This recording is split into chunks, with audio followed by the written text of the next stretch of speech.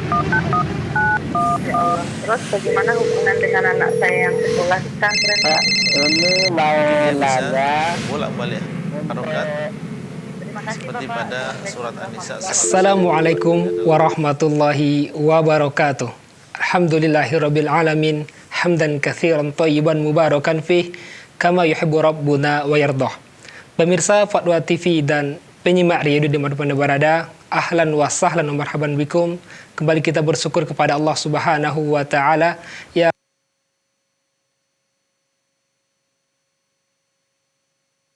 akidah bersama guru kita Ustadz Dr. Abdullah Hafizallahu Ta'ala.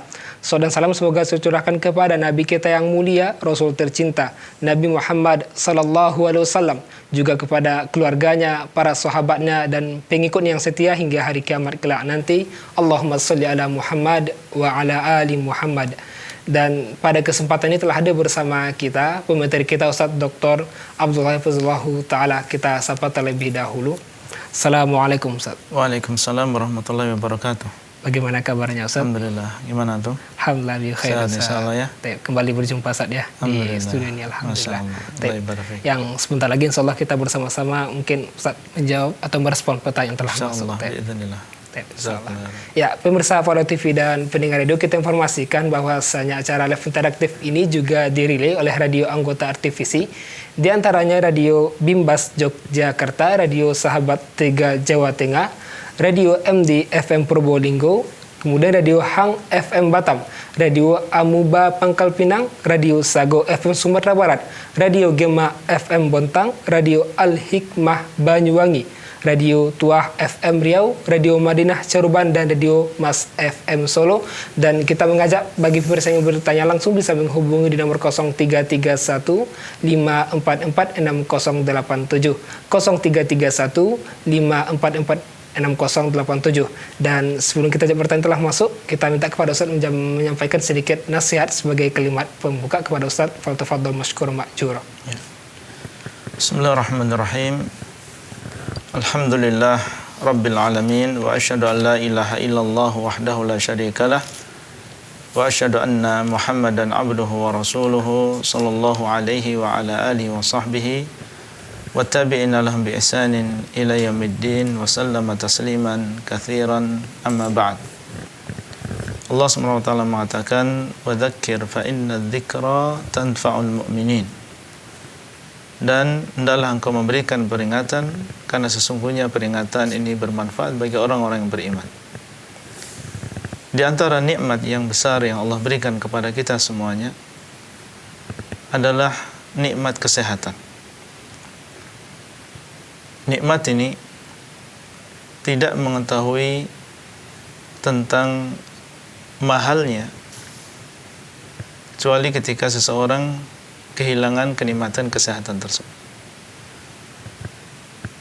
Banyak orang yang lalai. Dalam keadaan sehat dia tidak menggunakan kesehatan yang Allah SWT telah karunikan kepadanya untuk melakukan berbagai amal soleh, berbagai ibadah. Sehingga tidak heran apabila Nabi SAW mengatakan di dalam sebuah hadis, ni'matani maghbunun fihima katsirun minan nas. Dua nikmat, kata beliau, banyak manusia yang mereka maghbun, yang mereka rugi karena mereka tidak bisa menggunakan kenikmatan tadi dengan baik. Ketika mereka memiliki dua nikmat tadi, mereka lalai dan mereka lupa, sehingga berlalu dua kenikmatan tadi sementara dia tidak gunakan untuk beramal soleh. Kemudian beliau mengatakan as-sihhatu wal faragh.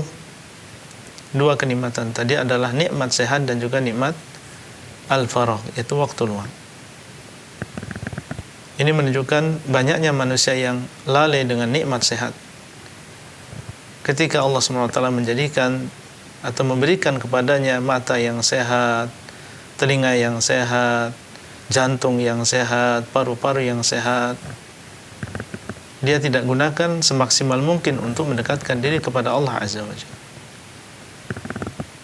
dengan berbagai amal soleh. Maka ini peringatan bagi kita semuanya.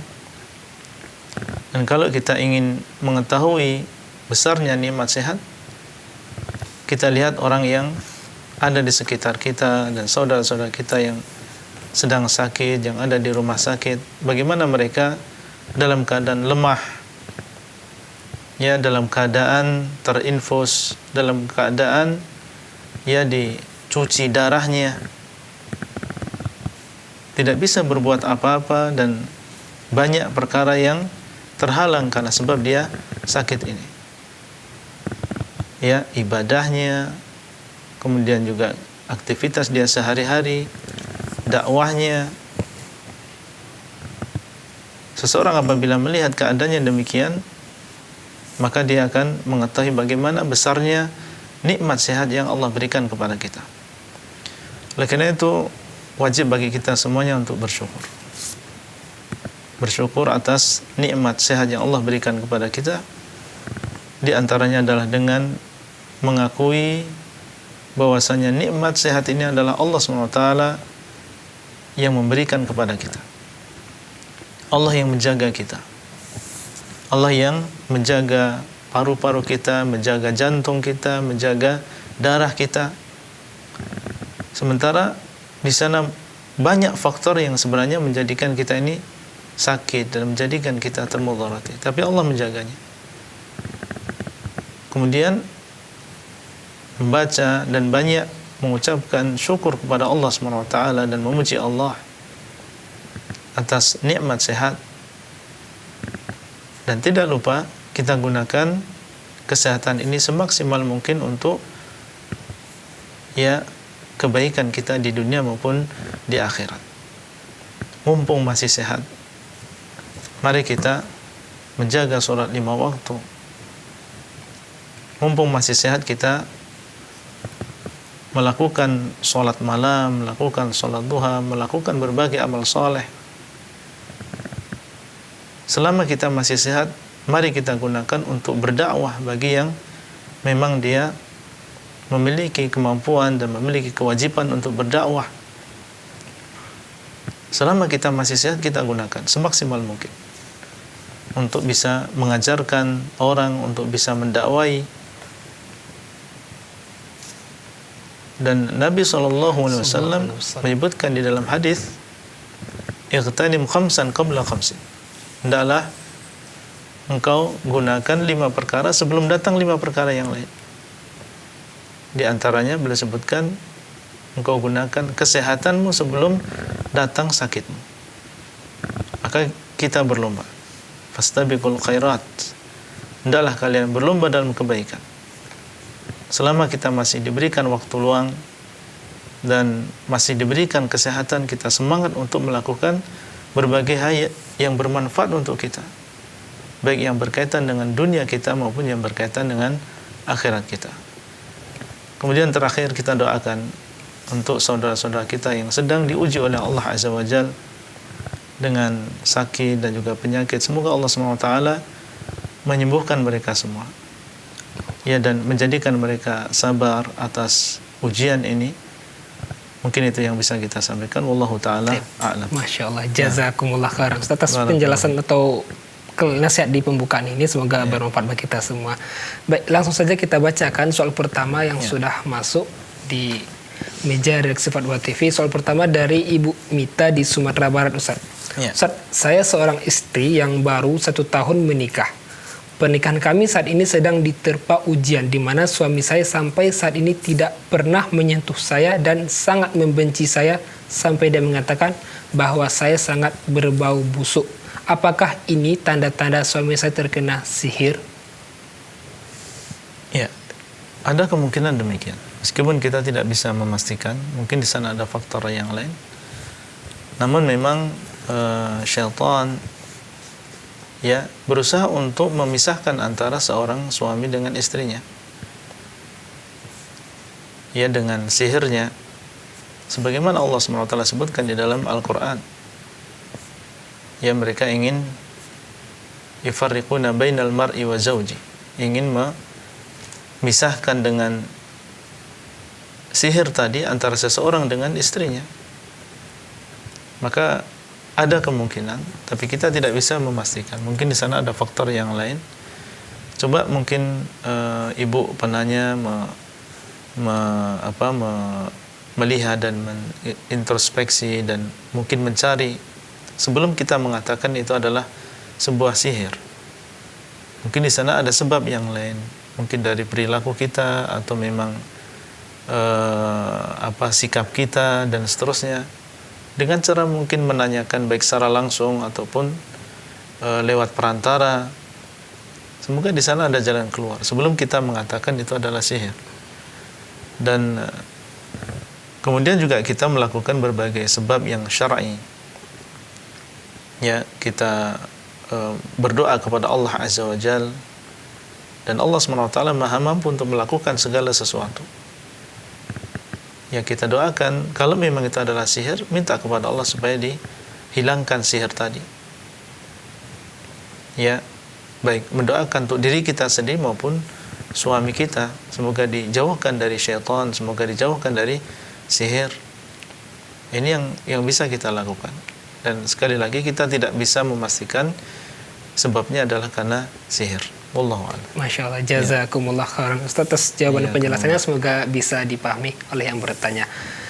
Soal berikutnya kita bacakan dari Saudara Yuza di Sumatera Selatan. Ustadz, bagaimana tanggapan Ustadz mengenai seseorang yang anti khilaf dan anti fatwa?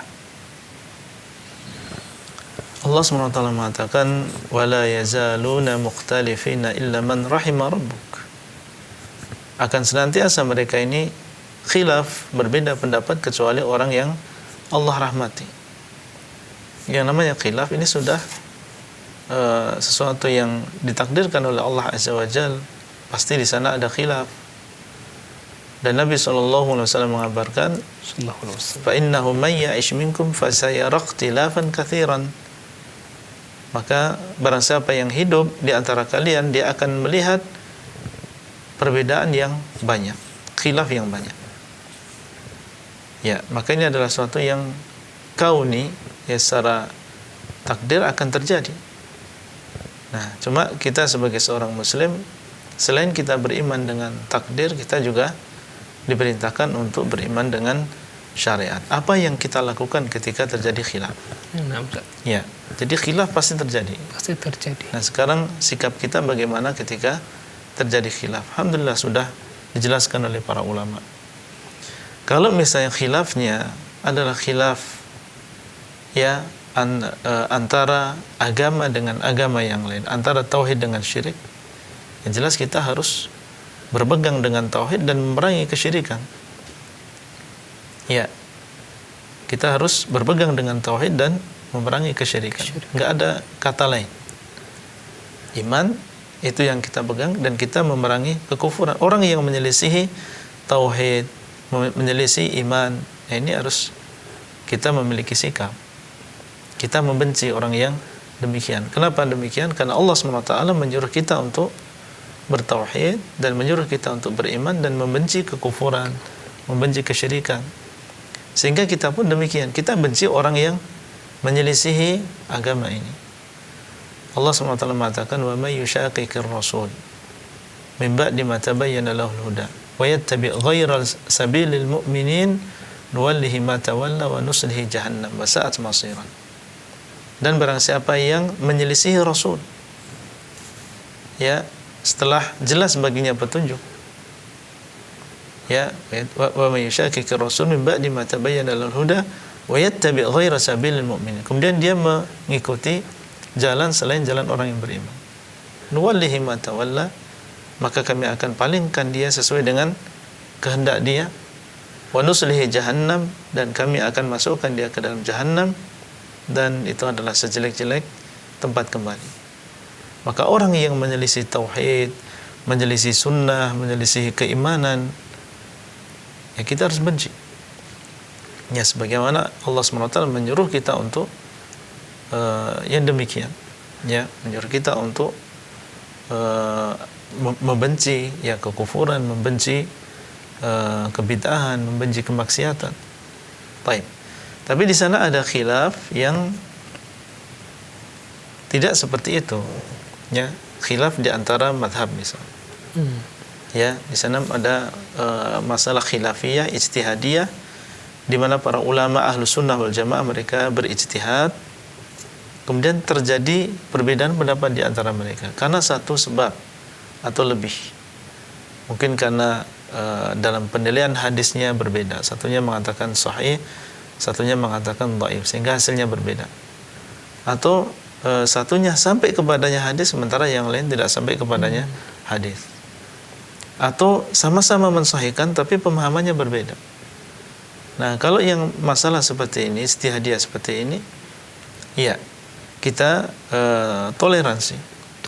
Iya, kita toleransi dan kita masing-masing mengambil pendapat yang menurut kita itu lebih kuat, lebih rajih. Kemudian di waktu yang sama kita menghormati pendapat yang lain. Oh, demikian saja. Iya, tanpa kita mengatakan pendapat itu adalah pendapat yang bid'ah misalnya. Enggak. Kalau masalahnya adalah masalah ijtihadiyah, maka tidak kita katakan bahwasanya orang yang menyelisih kita berarti dia melakukan kebid'ahan atau bahkan mengatakan bahwasanya dia keluar dari Ahlus Sunnah wal Jamaah. Yang penting kita paham ya tentang bagaimana menyikapi perbedaan tersebut. Jadi kalau anti khilaf secara mutlak ini enggak benar. Ya, kita ada khilaf antara kita dengan orang Nasrani. Ada khilaf antara kita dengan orang-orang musyrikin. Apakah kemudian kita mengatakan enggak boleh kita mengatakan mereka musyrik, enggak boleh mengatakan yang bid'ah itu bid'ah? Ini enggak boleh yang demikian. Ya, harus ada perincian seperti yang tadi kita sebutkan. Wallahu a'lam. Tapi saya pernah juga dengar, Ustaz, kalau masalah akidah, Ustaz, ya, itu enggak ada khilaf, Ustaz. Semuanya sama gitu, Ustaz. Benarkah demikian? Ya, kalau usulul akidah, pokok-pokok dari akidah, iya. Ya, beriman kepada Allah, bahwasanya termasuk beriman kepada Allah adalah mengisahkan Allah dalam ibadah, maka semua a'immatul madhab semuanya demikian.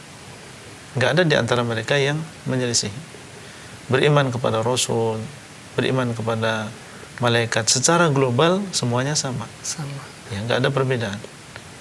Ya, tapi kalau ada permasalahan-permasalahan cabang di dalam masalah akidah, dan itu termasuk permasalahan-permasalahan yang detail. Ya, seperti misalnya apakah nanti sangkakala itu ditiup 2 kali atau 3 kali. Ini permasalahan akidah. Dia masuk dalam masalah iman dengan hari akhir. Secara umum kita semuanya sepakat beriman adanya sangkakala. Ya, bahwasanya kalau akan ditiup sangkakala. Tapi di sana ada permasalahan-permasalahan detail, 2 atau 3 kali. Nah, ini terjadi perselisihan di antara ulama Ahlus Sunnah. Kemudian tentang masalah apakah Nabi SAW ketika dimi'rajkan beliau melihat Allah atau tidak? Ini ada khilaf di antara para salaf. Ada yang mengatakan melihat, ada yang mengatakan tidak melihat.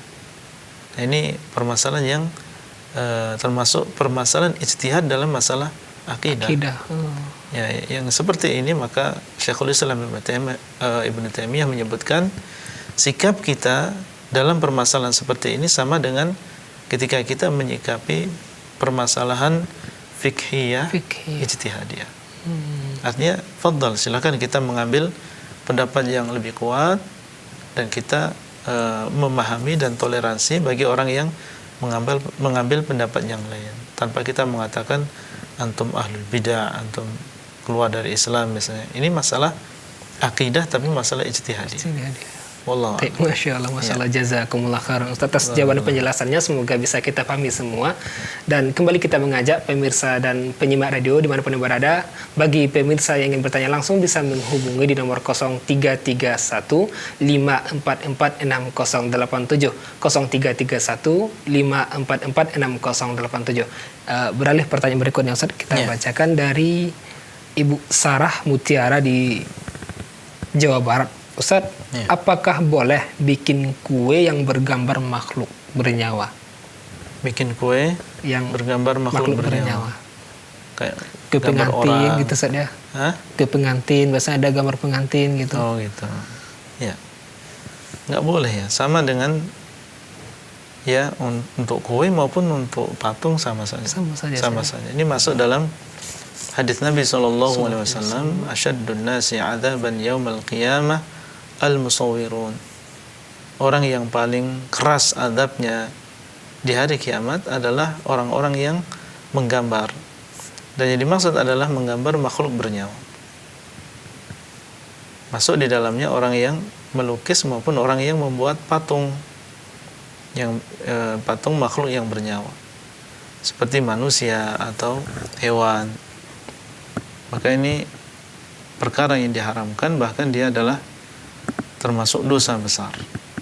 Karena di situ ada ancaman neraka, asyaddun nasi 'adzaban. Orang yang paling keras azabnya. Ini termasuk dosa besar.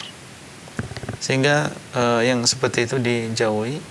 Kalau kita ingin berkreasi atau mengembangkan bakat seni kita, ya jangan pakai yang bernyawa. Artinya membuat kue bentuk apa misalnya, bentuk pohon, Taman atau saja ya. apa? Taman-taman gitu ya. Bisa juga. Yang penting jangan yang bernyawa gitu.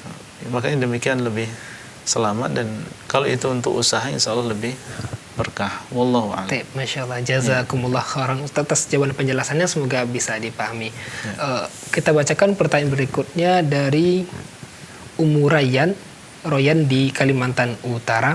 Ustaz, bagaimana jika kita sudah mengetahui bahwa mencium mushaf setelah membacanya adalah perkara bid'ah, kemudian kita menyampaikan ke orang lain, namun orang itu menyangkalnya dengan mengatakan tidak apa mencium mushaf karena bentuk pengagungan kepada Al-Quran.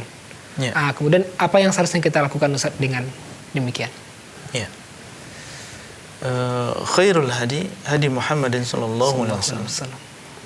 Kata Nabi sallallahu alaihi wasallam, sebaik-baik petunjuk adalah petunjuk Nabi sallallahu alaihi wasallam. Sekarang semua kita memahami dan semua kita sepakat tentang kewajiban untuk menghormati Al-Quran. Karena Al-Quran adalah kalamullah. Dan Allah SWT mengatakan, "Dzalika wa man yu'azzim sya'airallah fa innaha min taqwal qulub." Yang demikian, barang siapa yang mengagungkan syiar-syiar Allah, maka itu adalah termasuk ketakwaan di dalam hati. Maka orang yang bertakwa kepada Allah Subhanahu wa taala akan mengagungkan Al-Quran, mengagungkan kalamullah, dan keutamaan kalamullah di atas keutamaan ucapan manusia itu seperti keutamaan Allah di atas makhluknya. Maka semuanya sepakat tentang kewajiban untuk menghormati Al-Quran. Dan sebaik-baik orang yang menghormati Al-Quran siapa? Rasulullah sallallahu alaihi wasallam. Maka kita mengambil pendapat beliau. Bagaimana beliau ihtiram dan menghormati Al-Quran. Di antaranya adalah dengan tidak menyentuhnya kecuali dalam keadaan suci. Allah SWT mengatakan, la yamassuhu illal mutahharun. Ada yang mengatakan bahwasanya maksud dari ayat ini, dhamir di sini kembali kepada Al-Quran, dan ada yang mengatakan kembali ke Lauhul Mahfuz. Dan dalam sebuah hadis Nabi SAW mengatakan, la yamassuhu illa tahir, la yamassul Qur'ana illa tahir, atau kama qala sallallahu alaihi wasallam, tidak menyentuh Al-Quran kecuali orang yang suci. Ini termasuk pengagungan kita terhadap Al-Quran. Demikian pula pengagungan kita terhadap Al-Quran adalah seseorang berusaha untuk membaca Al-Quran sesuai dengan cara yang benar. Ya, Al-Quran ini kalamullah. Maka kita berusaha membaca Al-Quran sebagaimana Rasulullah SAW membaca. Jangan kita berusaha untuk tidak salah di dalam membaca Al-Quran. Ini pengagungan kita terhadap Al-Quran.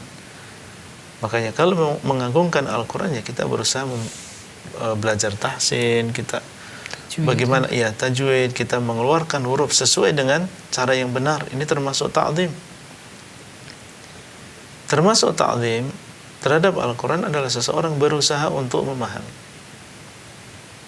Ya, berusaha untuk memahami. Jangan hanya sekedar dijadikan sesuatu yang dibaca tapi tanpa kita pedulikan maknanya. Kalau kita memang mengagungkan Al-Quran, kita berusaha untuk memahami maknanya. Afala yatadabbaruna al-Quran. Apakah mereka tidak mentadabburi Al-Quran? Am ala qulubin aqfaluha, ataukah di dalam hati ada kunci-kunci? Di antara bentuk pengagungan terhadap Al-Quran, kalau ada orang yang membaca Al-Quran maka kita mendengarkan. Wa idza quri'a al-Qur'anu fastami'u lahu. Kalau dibacakan Al-Quran maka hendaklah kalian mendengarnya. Wa ansitu, dan hendaklah kalian diam. Mendengar itu memasang telinga dan lisan kita diam. Ini termasuk pengagungan terhadap Al-Quran. Termasuk pengagungan terhadap Al-Quran adalah mengagungkan dan menghormati Ahlul Quran. Ya, Ahlul Quran, yang mereka adalah para penghafal Al-Quran dan mereka mengamalkan isi dari Al-Quran. Maka ini adalah termasuk pengagungan terhadap Al-Quran. Banyak cara di sana untuk mengagungkan Al-Quran, dan yang paling besar di antara hal yang menunjukkan pengagungan terhadap Al-Quran adalah mengamalkan isinya. Iya. Mengamalkan isinya ini termasuk sebesar-besar cara, seutama-utamanya cara untuk mengagungkan Al-Quran. Adapun seseorang membaca Al-Quran tetapi praktek dia dalam kehidupan dia sehari-hari bertentangan dengan Al-Quran, ini seakan-akan tidak menghormati Al-Quran. Ya, Al-Quran mengatakan jangan melakukan riba, tapi dia terus melakukan riba padahal dia membaca. Al-Quran mengatakan wala taqrabuz zina, Allah mengatakan wala taqrabuz zina, tapi dia terus berbuat zina. Nah, ini mana ta'zim dia terhadap Al-Quran. Baik, adapun mencium mushaf, seperti yang ditanyakan dalam pertanyaan tadi, maka sepengetahuan kita tidak ada di sana fi'il atau perbuatan dari Nabi SAW, atau paling enggak seorang sahabat atau sahabiyah yang mereka melakukannya demikian. Meskipun kita tidak mengatakan dilarang, tapi kalau alasannya adalah ta'zim, alasannya adalah ingin mengagungkan, maka seperti yang tadi kita sebutkan, kita agungkan Al-Quran sebagaimana Rasulullah SAW dan para sahabatnya mengagungkan. Adapun seseorang yang mencium mushaf kemudian menganggap orang yang tidak mencium mushaf berarti dia menghina Al-Quran atau dia menghormati Al-Quran, ini keyakinan yang salah yang demikian. Jadi sekali lagi kita menghormati Al-Quranul Karim dengan cara yang dilakukan oleh Rasulullah SAW dan juga para salaf. Wallahu a'lam. Ustaz, ada tambahan, Ustaz. Pernah saya jumpai juga tradisi mencium Al-Quran ketika jatuh, Ustaz, sampai 3 kali gitu. Itu bagaimana itu, Ustaz? Antum 3 kali, kita dulu 7 kali. 7 kali, Masya Allah. Ada juga, Ustaz. Memang ada juga, Ustaz. Ini nggak ada dalilnya. Nggak ada dalilnya. Ini lebih lagi penyebutan 3, penyebutan 7 ini dari mana? Jadi semoga yang pemirsa Fatwa TV yang mendengar bisa memahami dan menyampaikan kepada orang lain. Masalah orang lain dia mengatakan demikian dan demikian, ini kita harus bersabar, memang dakwah demikian. Dakwah demikian, dan kalau dia menyebutkan alasan dan kita tidak bisa untuk membalas alasan tadi, seperti yang dilakukan oleh penanya di sini, bertanya. Bagus. Jadi kalau memang dia tidak tahu jawabannya, bertanya kepada yang tahu. Fas'alu ahla dzikri in kuntum la ta'lamun. Hendaklah kalian bertanya kepada ahla dzikr apabila kalian tidak mengetahui. Wallahu a'lam. Apa Ustaz tambah lagi, Ustaz? Kalau memang jatuh misalkan Al-Quran, Ustaz, bagaimana sikap kita, Ustaz? Enggak ada amalan khusus. Enggak ada amalan khusus. Kita ambil saja. Atau kalau memang gitu, itu karena kelalaian kita, keteledoran kita, kita memohon ampun kepada Allah. Tapi kalau amalan khusus kemudian ditaruh di atas kepala, kemudian digerakkan 7 kali atau 3 kali, ini enggak ada dalil. Ustaz. Jazakumullah khairan atas jawaban penjelasannya, Masya Allah, semoga bisa dipahami kita semua. Dan kembali kita mengajak pemirsa Fatwa TV dan pendengar radio untuk bertanya langsung, berpartisipasi misalnya mengenai jalan lurus akidah, bisa menghubungi di nomor 0331544687. Kita bacakan lagi, Ustaz. Masya Allah, sepi hari ini. Lebak, Ustaz. Mereka sedang mencari-cari ini. Mencari satelit, Ustaz, ya. Ya, Dan Masya Allah. Moga-moga dimudahkan dalam mencari. Ya. Ada pertanyaan dari Saudari Rita di Sulawesi Selatan, Ustaz. Siapa? Rita. Rita di Sulawesi Selatan. Ustaz, hukum tentang wanita saling menyukai dan serumah, Ustaz.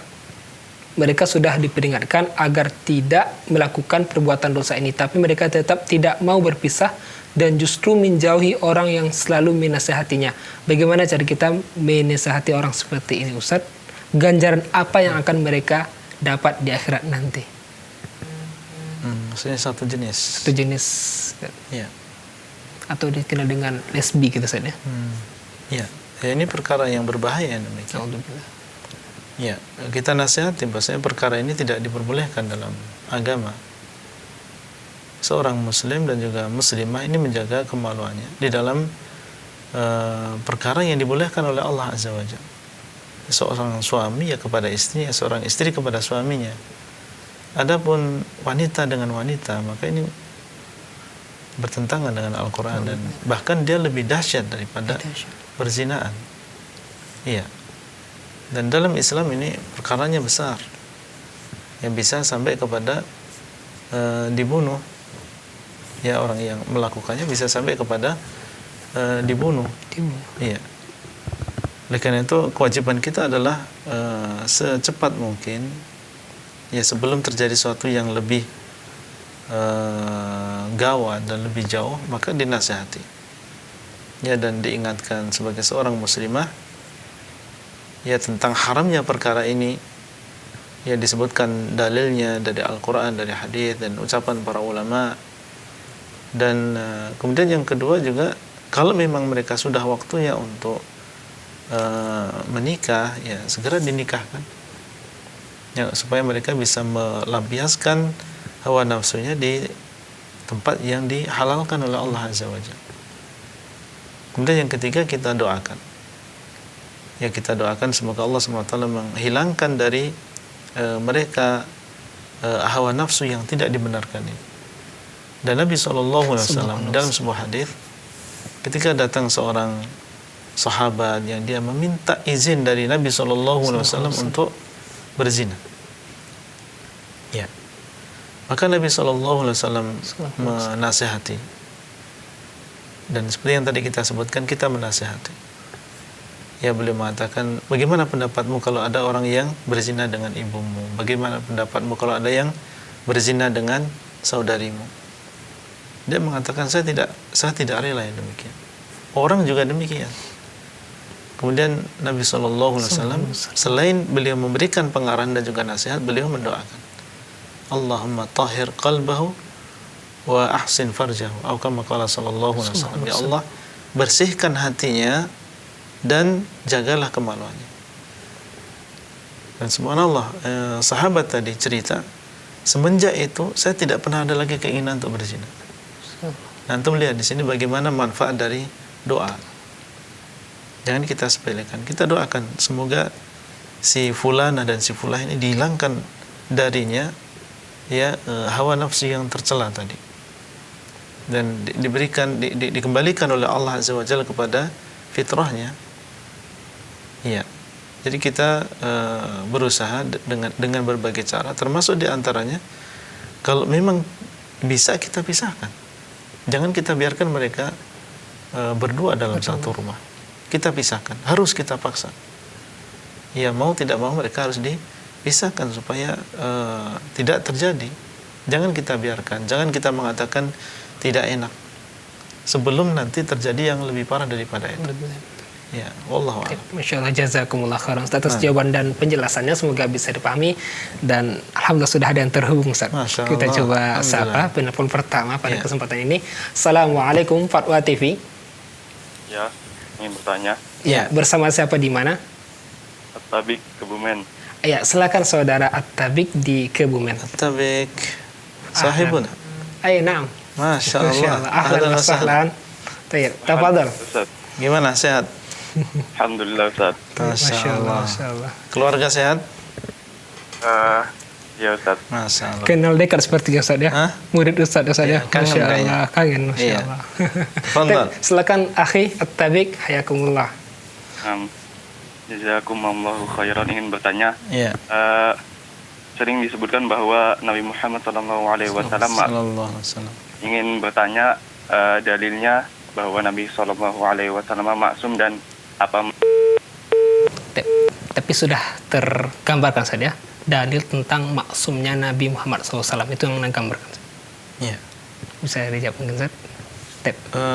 Allah SWT mengatakan wallahu ya'simuka minan nas. Ya, dan Allah SWT menjagamu dari manusia. Dan beliau sallallahu alaihi wasallam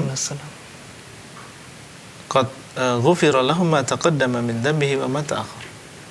Sebagaimana dalam hadis. Bahwasanya Nabi sallallahu alaihi wasallam diampuni dosanya yang telah lalu maupun yang akan datang. Allahu alam, itu di antara dalilnya dan kesepakatan para ulama, ijma bahwasanya para anbiya mereka ini adalah maksum. Tapi apa Ustaz, sebelum lanjut Ustaz, maksum sendiri itu apa Ustaz? Mungkin ada yang bertanya. Maksum artinya adalah terjaga dari dosa besar. Oh, terjaga. Maksum artinya terjaga dari dosa besar. Ya, jadi para anbiya dan juga para rasul mereka dijaga oleh Allah Azza wa Jalla sehingga tidak ada di antara mereka yang melakukan dosa besar. Ini dengan kesepakatan para ulama. Adapun dosa kecil maka ada khilaf di sana dan yang lebih kuat bahwasanya mungkin saja ada di antara mereka yang melakukan dosa kecil. Ya, contohnya ketika Nabi Shallallahu Alaihi Wasallam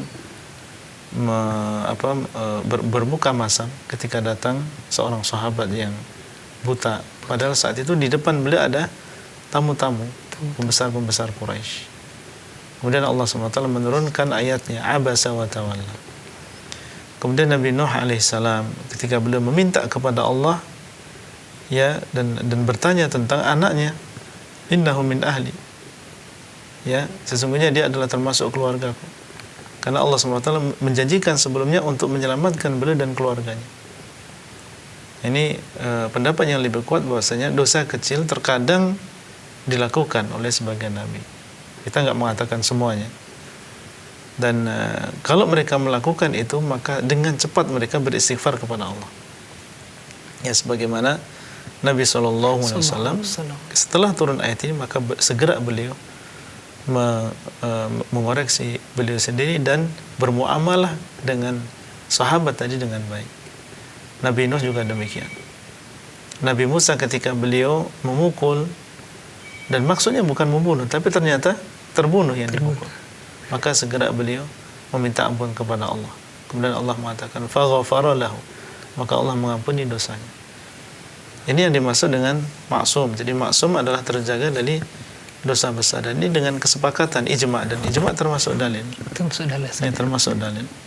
Nah, Allah. Baik, Masya Allah, Masya Allah. Jazakumullah khairan Ustaz atas jawaban penjelasannya. Semoga saudara At-Tabiq di Kebumen bisa dipahami jawaban dari Ustaz.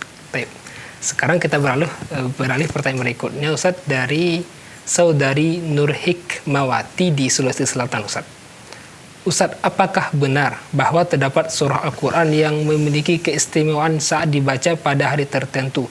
Contohnya seperti surah Al-Kahfi dibaca pada hari Jumat. Ya.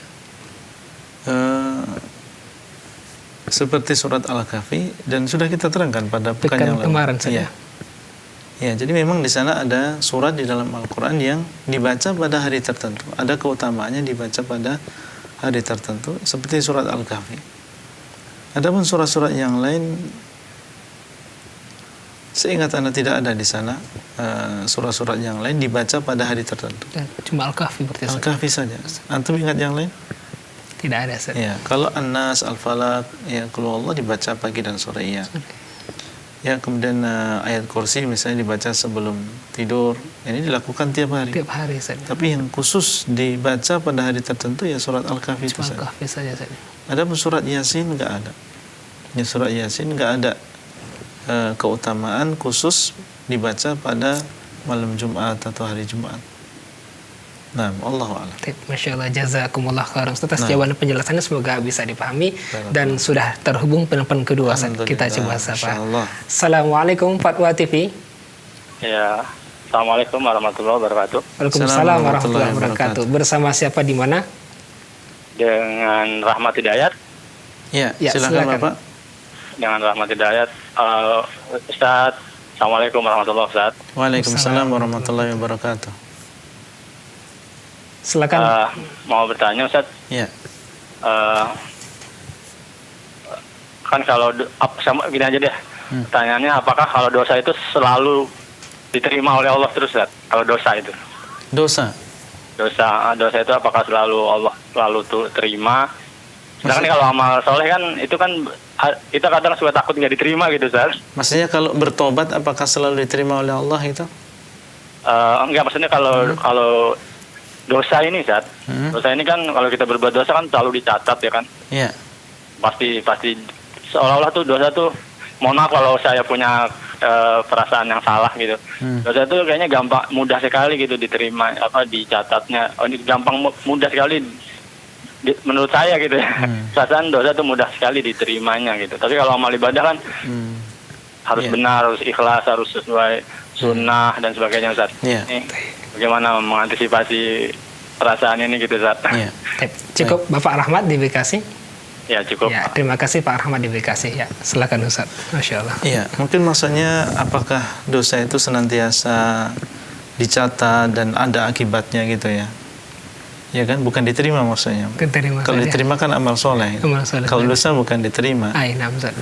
Ya Allah SWT mengatakan, فَمَنْ يَعْمَلْ مِثْقَالَ ذَرَّةٍ خَيْرًا يَرَهُ وَمَنْ يَعْمَلْ مِثْقَالَ ذَرَّةٍ شَرًّا يَرَهُ. Barang siapa yang mengamalkan amalan yang baik meskipun hanya sebesar dzarrah, yaitu semut kecil, maka dia akan melihatnya. Dan barang siapa yang melakukan amalan yang jelek meskipun sebesar semut kecil, maka dia akan melihatnya. Dan Allah SWT mengatakan, wa inna alaikum lahafidhin kiraman katibin. Ya, sesungguhnya pada kalian itu ada hafidhin, yaitu malaikat-malaikat yang menjaga, kiraman katibin, yang mereka adalah malaikat-malaikat yang mulia dan mereka menulis, menunjukkan bahwasanya segala sesuatu dicatat oleh Allah Azza wa Jalla. Allah SWT memerintahkan di sana malaikat yang bertugas untuk mencatat segala sesuatu, baik amal soleh maupun ya amal yang jelek, kemaksiatan. Maka amal yang soleh sebagaimana tadi disebutkan diterima oleh Allah Azza wa Jalla kalau terpenuhi dua syarat. Ya, namanya juga amal soleh. Ya, Allah SWT itu thayyib, la yaqbalu illa thayyiban. Allah itu baik dan tidak menerima kecuali yang baik. Apa yang baik? Yang baik adalah yang ikhlas dan sesuai dengan sunnah Rasulullah SAW. Adapun kemaksiatan maka nggak ada yang demikian. Masa ikhlas berbuat maksiat harus ikhlas misalnya? Nggak ada. Ya, berbuat maksiat harus sesuai dengan sunnah, nggak ada. Soalnya Rasulullah SAW bukan orang yang melakukan kemaksiatan. Ya memang demikian keadaannya ya. Orang yang melakukan dosa nggak ada syarat-syarat tertentu. Kecuali kalau maksudnya bagaimana dengan orang yang tidak mengetahui misalnya.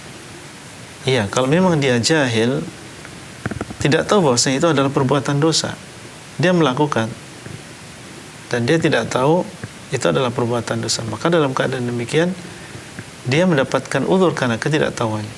Jadi dia melakukan dosa dan tidak dicatat dosanya, atau dia lupa misalnya. Ya, dia lupa melakukan sebuah kesalahan dan dia lupa. Sudah tahu tapi dia lupa kalau itu nggak boleh gitu. Atau dia dipaksa untuk melakukan dosa tadi. Nah, ini meskipun dia melakukan tapi karena lupa atau karena tidak tahu atau karena dipaksa sehingga tidak diadab oleh Allah Azza wa Jalla, tidak dianggap itu sebuah dosa. Makanya Nabi SAW mengatakan, innallaha tajawaza li an ummatil khata' wan nisyana wa mastukrihu alaih. Sesungguhnya Allah mengampuni untuk umatku sesuatu yang dilakukan karena khata', yaitu ketidaksengajaan atau karena lupa, tidak tahu atau lupa, wa mastukrihu alaih, atau karena dipaksa. Ini mungkin kalau boleh dikatakan mungkin itu syarat-syaratnya ya, yaitu dosa tidak diazab atau tidak dianggap itu dosa kalau memang dilakukan karena ketidaktahuan atau lupa atau karena dipaksa. Ada syaratnya Ustaz ya? Ya, kalau yang ini ada maksudnya syaratnya. itu. Gitu. Masya Allah. Tapi kalau harus ikhlas dan sesuai dengan sunnah, Kita amal soleh Ustaz ya? Tidak, ya, tentu amal soleh saja. Wallahu a'lam. Masya Allah, jazakumullah khairan Ustaz atas jawaban penjelasannya, semoga bisa dipahami oleh Bapak Rahmat di Bekasi. Nah, sekarang kita beralih pertanyaan berikutnya Ustaz dari Umi di Sumatera Selatan. Ustaz mau bertanya, seorang istri bisa memasuki pintu surga, salah satunya dari mendapat ridho suami. Ridho suami itu yang seperti apa Ustaz? Apakah ikhlas istri meninggal dunia atau hal lain? Dan bagaimana bila suami menikah lagi setelah meninggal istrinya? Ya, ridho suami kepada seorang istri yaitu ketika dia melihat ketaatan istrinya dan bagaimana istrinya ini berusaha untuk khidmah, ya, memberikan pelayanan sebaik-baiknya kepada suami, pengorbanan, ya, dan melakukan dan melaksanakan kewajiban dia sebagai seorang istri terhadap suaminya. Kemudian akhirnya suaminya ini ridho dan senang dan sejuk hatinya ketika melihat tingkah laku istrinya dan melihat pengorbanan dia, maka ini yang dimaksud dengan keridhaan. Ya, keridhaan seorang suami terhadap istrinya, yaitu karena melihat ketaatan dia kepada suaminya, ya, dan melihat pengorbanan dia kepada suaminya. Yang ditanyakan apa tadi? Dan apakah surga istri terdapat pada suaminya gitu Ustaz? Iya. Ini fa innahu jannatuki wa naruki, kata Nabi sallallahu alaihi wasallam. Karena sungguhnya dia itu adalah surgamu dan nerakamu. Maksudnya adalah itu. Itu kalau engkau taat kepada suamimu, ya, dan tentunya taat kepada Allah. Ya, taat kepada Allah, kemudian taat kepada suamimu, maka itu menjadi sebab engkau masuk ke dalam surga. Tapi ketika seorang istri durhaka kepada suami, karena hak suami ini besar sekali. Ya, dan dalam sebuah hadis Nabi SAW menyebutkan, "Lau amartu ahadan an yasjuda li ahadin la amartu al-mar'ata an tasjuda li zawjiha." Kalau aku memerintahkan seorang makhluk itu boleh sujud kepada makhluk yang lain, niscaya aku akan perintahkan seorang istri sujud kepada suami. Masya Allah. Ya, ini haknya besar sekali. Makanya beliau mengatakan jannatuki wa naruk. Dia adalah surgamu atau nerakamu. Kalau sampai engkau membangkang kepadanya, durhaka kepadanya, maka ini bisa menjadi sebab engkau masuk ke dalam neraka.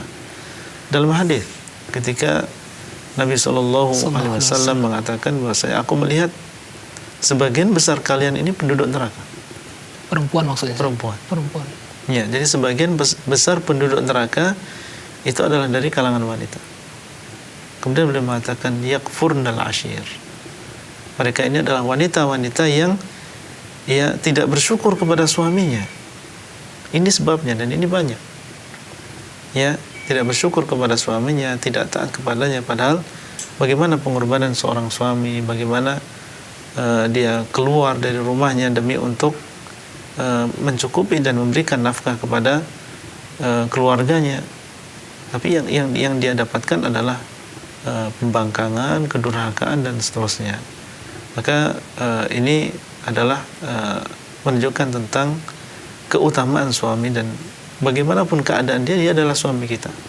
Meskipun mungkin dari sisi ekonomi dia lebih miskin daripada kita. Ada sebagian wanita dia punya kekayaan, ya, dan suaminya tidak memiliki kekayaan. Tapi meskipun keadaan demikian, dia harus melaksanakan kewajiban dia sebagai seorang istri, menghormati, dan mendudukkan suami pada kedudukannya. Baik, Ustaz, ada pertanyaan apa lagi tadi? Soal yang cukup Ustaz. Yang tentang apa? Tentang hak suami tadi? Kita Itu saja kayaknya. cukup sepertinya Baik, Ustaz. Baik. ya. Tapi Ustaz, berarti suami itu punya kedudukan yang tinggi Ustaz ya. Kedudukan yang tinggi Bagaimana sekali. jika suami tidak mencontohkan yang baik, misalkan jauh dari agama, tidak jadi teladan, apakah tetap kita taat gitu Ustaz? Kalau misalnya dia menyuruh kita untuk berbuat maksiat, ya jangan. Oh gitu. Nggak boleh kita taati dia dalam perintah dia tadi. Nah, kalau dia memiliki taksir, artinya kurang dalam beberapa hal, misalnya ngerokok, ya kan, maka kita sebagai seorang istri yang menasehati dia, ya, dan semoga kalau itu datang dari orang yang paling dekat dengan dia, ya dari istrinya, dari anaknya, ini lebih dia dengar, ya lebih dia dengar, dan kita menjadi sebab dia mendapatkan hidayah, ya. Nah, Allah a'lam. Baik, Masya Allah, jazakumullah khairan Ustaz atas jawaban penjelasannya, semoga bisa dipahami tentang keluarga Ustaz ya. Baik. Iya, ini Ustaz yang lain. Baik, lah Ustaz. Sekarang kita beralih pertanyaan berikutnya Ustaz, dari Bapak Muhammad Ishak Bustomi di Jawa Barat. Ya. Ustaz, saya mau bertanya, siapakah tentang tafsir ini Ustaz? Orang-orang yang ada salam di surah Al-A'raf ayat 46 sampai 49. Surat Al-A'raf Ayat 46 sampai 49. Bentar. Wah, ini kayaknya harus. Tapi sepertinya ada suara telepon, tidak ada, Baik. terputus. Hah? Terputus Ustaz. Terputus Ustaz. Baik. Ya.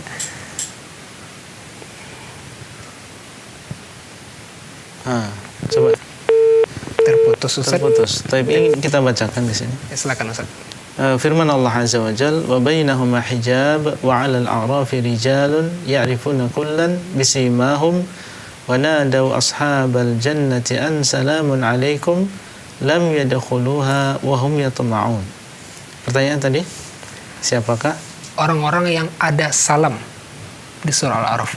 Salam maksudnya sini apa? Di sini yang memanggil adalah yang berada di Araf tadi. Yang berada di Araf. Araf ini adalah tempat antara surga dengan neraka. Di situ ada orang-orang yang kebaikan mereka dan kejelekan mereka sama. Nah, mereka mengucapkan salamun alaikum. Mereka memanggil wanadaw ashabal jannah. Mereka memanggil penduduk surga dan mengucapkan salam kepada mereka. Salamun alaikum. Lam yadkhuluha. Mereka belum memasuki, tapi mereka mengucapkan salam untuk penduduk surga. Wahum yatma'un, dan mereka ingin masuk ke dalam surga. Ya, dan ashabul a'raf dengan rahmat dari Allah SWT nanti akan dimasukkan oleh Allah ke dalam surga. Ya, jadi sama antara kebaikan dengan kejelekan, akhirnya nanti akan dimasukkan oleh Allah Azza wa Jalla dengan rahmatnya. Wallahu a'lam. Masya Allah, jazakumullah khairan Ustaz, jawaban dan penjelasannya semoga bisa dipahami. Sekarang kita beralih pertanyaan berikutnya Ustaz. Dari Ummu Salim di Sumatera Utara, apakah kita boleh mengambil sanad tahsin dari orang yang beda manhaj dengan kita, dan bagaimana derajat sanadnya, tersambung atau tidak Ustaz? Dengan ringkas mungkin Ustaz. Iya, secara ringkas tidak masalah. Ya, manhaj atau madhab? Manhaj. Manhaj. Ayo. Taib, kalau pertanyaannya adalah madhab, ya, kita misalnya madhabnya Syafi'i ingin mengambil sanad dari Maaf Ustaz, madhab kan? Ustaz. Iya. Kita bermadhab Syafi'i ingin mengambil sanad tahsin dari madhab Hambali, enggak masalah. Dan para salaf, para pendahulu kita dulu, meskipun mereka berbeda madhab, mereka mengambil sanad satu dengan yang lain. Mungkin Syafi'i mengambil sanad dari madhab yang lain, dan yang jelas di sini Al-Imam Ahmad bin Hanbal ngambil dari siapa? Syafi'i. Dari Imam Syafi'i. Imam Syafi'i ngambil dari Imam Malik. Enggak masalah. Ya, meskipun berbeda madhab, kita mengambil sanad enggak masalah. Meskipun ya memiliki sanad Al-Quran ini bukan suatu keharusan. Ya, bukan sesuatu keharusan. Yang penting kita belajar, ia mempelajari Al-Quran, dan Nabi mengatakan khairukum man ta'allama Al-Quran wa 'allamahu, sebaik-baik kalian adalah yang mempelajari Al-Quran dan mengajarkannya. Yang penting kita belajar dan bisa membaca Al-Quran dengan baik. Ya, dengan para asatidzah yang mereka berkompeten di dalam bidangnya. Adapun mendapatkan sanad ini bukan suatu keharusan. Ya, Bukan keharusan. bukan keharusan. Cukup Ustaz ya. Antum punya sanad? Hah? Belum punya sanad. Insyaallah, Baik. biidznillah. Sepertinya Iya. pertanyaan terakhir Ustaz. Dan Baik. kita ucapkan jazakumullah khairan atas jawaban dan penjelasannya dan waktu yang diberikan pada kita. Baik. Semoga pertanyaan masih belum dijawab bisa kita jawab di pertemuan berikutnya insyaallah Ustaz ya. Insyaallah, biidznillah. Dan terus kita mengajak pemirsa terus ikuti acara live interaktif Fatwa TV setiap hari Senin hingga Jumatnya, dan untuk berbagai informasi kegiatan Dewan Fatwa Perhimpunan Al-Irsyad dan Fatwa TV bisa diakses di website www.dewanfatwa.com. Dan kita informasikan juga pada pemirsa dan pendengar radio dimanapun berada, jangan lewatkan talkshow ibadah kurban di saat pandemi bersama Dewan Fatwa Perhimpunan Al-Irsyad. Pemateri Ketua Dewan Fatwa Perhimpunan Al-Irsyad Ustaz Dr. Sofwan Baswedan dan Wakil Ketua Ustaz Dr. Muhammad Arifin Bardi hafizahumullahu taala, dan tamu narasumber dari Direktorat Kesehatan Masyarakat Kementerian Pertanian yang insya Allah tayang perdana besok Sabtu dan Ahad pukul 13.00 dan 21.00 waktu Indonesia Barat. Ini dapat kita sajikan pada kesempatan ini. Syukran jazakumullah khairan kepada radio yang telah melihat acara kita ini dan juga seluruh pemirsa yang ikut serta dalam menyaksikan acara ini. Kita tutup dengan baca doa kafaratul majlis. Subhanakallah bihamdika asyhadu an la ilaha illa anta astaghfiruka wa atubu ilaika. Assalamualaikum warahmatullahi wabarakatuh. Waalaikumsalam. Ya Allah. Terus bagaimana hubungan dengan anak saya yang sekolah di pesantren? Pak? Ini mau nanya Bolak-balik harokat Terima kasih seperti Bapak. pada surat Waalaikumsalam An-Nisa warahmatullahi wabarakatuh. 164, dan ini adalah